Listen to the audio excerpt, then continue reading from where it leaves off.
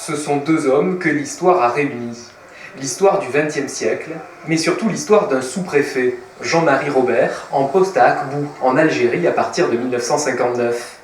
Une carrière que son fils Hugues connaissait mal, jusqu'au déballage d'un carton familial. Il y avait des milliers et des milliers de lettres, des milliers de rapports, il y avait des rapports confidentiels secrets. Je me suis dit, mais c'est pas possible. C'est mon père, ça? Et à partir de là, je suis plongé dans toutes ces archives. Sous-préfet en pleine période charnière, Jean-Marie Robert est un fervent partisan de l'Algérie algérienne. Au fil des mois et de ses correspondances, apparaît chez lui une révolte contre une situation qui dégénère et contre les agissements de l'armée française. Ce qui le révoltait le plus, c'était l'arbitraire de l'armée, des militaires, qui torturaient. Quand il est arrivé, il a lutté contre les camps de regroupement et contre la torture. Ça a été ses premiers combats. Les années passent et arrive le cessez-le-feu. Se pose alors la question de la migration des Harkis. Le sort de ces Algériens engagés dans l'armée française est désormais menacé par le FLN, le préoccupe.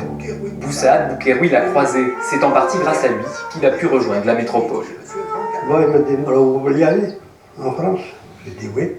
Je ne veux pas perdre quand même 5 ans de l'armée pour me faire zégoter quand même. Mais ça ne va pas, ça. Non.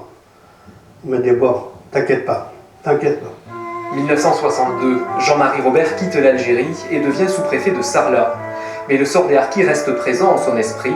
Hors de question pourtant de les rapatrier, comme en témoigne ce télégramme ministériel. Toute initiative individuelle tendant à installer en métropole des Français musulmans sont strictement interdites. Et sur ce télégramme qu'il a gardé, il a marqué, autrement dit, que ceux qui se sont mouillés se noient. Et à partir de là, il a désobéi, il a fait partir un bateau où il y avait 70 harkis et leur famille, soit 200 personnes. L'histoire de ce sous-préfet atypique a entraîné Hugues Robert dans une enquête entre Dordogne et Algérie.